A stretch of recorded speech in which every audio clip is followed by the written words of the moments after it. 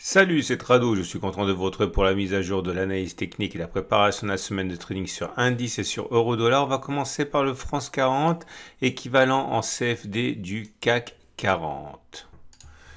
Et on voit pour commencer que la tendance de fond est haussière car on est au-dessus de la M50 qui monte. Par contre, la tendance générale et la tendance immédiate sont plutôt baissières avec des cours sous la M20 et sous la M7.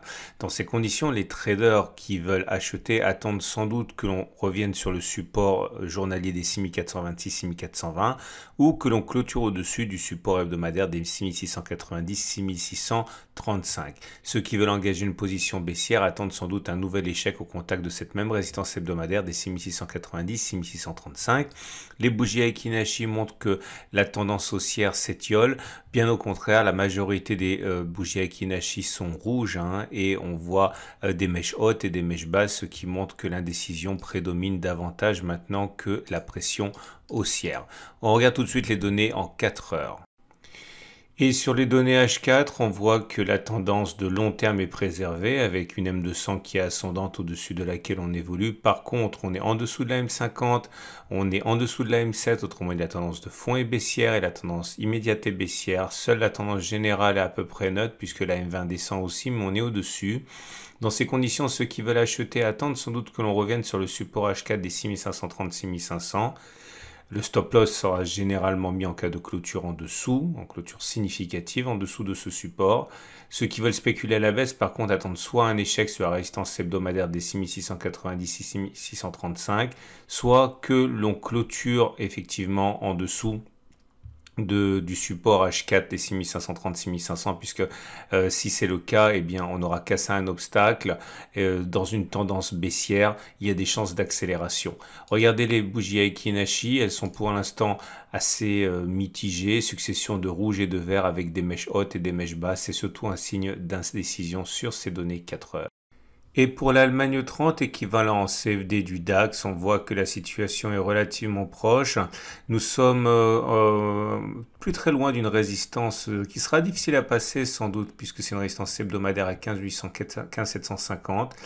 Le support journalier le plus immédiat est à 15 275, 15 466. La tendance de fond est haussière. Par contre, la tendance immédiate et la tendance générale sont plutôt neutres avec une M7 et une M20 plate.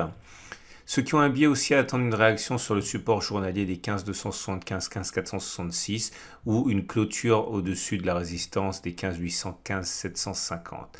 Par contre, ceux qui ont un biais baissier attendent à nouveau un signal de baisse sur cette zone comme il y en a eu tout au long de la semaine dernière et de la semaine précédente. Les bougies Aiki Nashi montrent que la pression haussière s'émousse, toutes les bougies quasiment ont une mèche haute et une mèche basse, signe d'indécision, et la couleur verte de la bougie qui se dessine actuellement est encourageante, mais encore une fois, il en faudra peut-être un petit peu plus pour imprimer une véritable pression haussière, comme par exemple une grande bougie verte, on l'aura compris, sans mèche basse. On regarde les données 4 heures. Et sur les données intraday, la situation est identique. On a une moyenne mobile à 200 jours qui monte, on est au-dessus, donc la tendance de fond est encore aussi, la tendance de long terme est encore haussière sur cette unité de temps. Mais la moyenne mobile à 7, à 20, à 50 ont des pentes plus horizontales. Il faut comprendre que la tendance est surtout neutre. Dans ces conditions, il faudra attendre sans doute que l'on revienne sur le support journalier 15 275, 15 466 pour voir les traders rentrer à l'achat. Comme on l'a déjà dit, c'est la même chose que pour les données journalières. Une clôture au-dessus de la résistance des 15 800, 15 750. Inversement, les spéculations à la baisse seront sans doute tentées au contact de la résistance hebdomadaire des 15 800, 15 750 ou alors en cas de clôture en dessous des 15 275. Bougie Aiki Nashi, on va dire globalement plutôt neutre, avec une succession de rouge, de vert, de mèches hautes et de mèches basses. Ce n'est pas significatif d'une pression ni haussière ni baissière. Et pour le Wall Street, équivalent en CFD du Dow Jones, on est au pied d'une résistance là aussi, celle des 35 080, 34 770 dans un contexte où la tendance de long terme est haussière puisque nous au-dessus de la M200 qui monte. La tendance de fond est également haussière, la tendance immédiate aussi. La tendance générale est plutôt neutre puisqu'on est au-dessus d'une 20 qui descend. En tout cas, ceux qui ont un biais haussier attendent que l'on clôture au-dessus de la résistance des 35 080, 34 770 ou que l'on revienne sur les 33 235, 33 000 pour acheter. Ce serait assez classique. Ceux qui veulent spéculer à la baisse veulent un signal baissier sur la résistance hebdomadaire, puisque c'est une résistance tracée sur une unité de temps supérieure, sans doute pour entrer en position à la baisse. Les bougies Aiki Nashi montrent que globalement la pression elle est haussière, avec des bougies vertes sans mèche basse, plutôt longue, donc c'est une pression défavorable aux vendeurs, hein. Et regardez maintenant les données 4 heures. Sur les données 4 heures également, la situation est plutôt favorable, puisque nous avons une tendance qui est haussière pour le long terme, pour la tendance de fond, la tendance générale et la tendance immédiate. Néanmoins, c'est une zone qui est surtout propice aux vendeurs qui cherchent des signaux efficaces pour entrer, puisque nous sommes au contact d'une résistance hebdomadaire à 35 080, 34 770. C'est en clôture au-dessus de cette zone, sans doute que les traders haussiers prendront position, ou également en cas de retour sur le support des 33 235, 33 000 probablement. On l'a dit, hein, ceux qui ont une position plutôt vendeuse sur le Wall Street attendent un signal significatif de faiblesse dans cette même zone orange des 35 080, 34 770. La bougie Aiki Nashi montre que la pression haussière s'affaiblit à mesure que l'on patine au pied de la résistance hebdomadaire, avec maintenant une bougie rouge et surtout une bougie avec mèche haute et mèche basse. Autrement dit, c'est l'indécision qui prédomine à présent.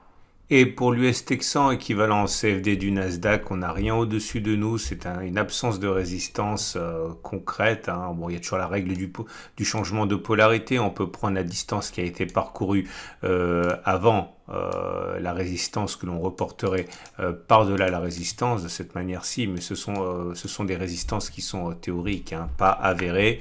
Donc en tout cas pour l'instant, ceux qui veulent acheter attendent un éventuel retour sur les 14 030, 14 080, mais il semble difficile d'anticiper ça pour cette semaine.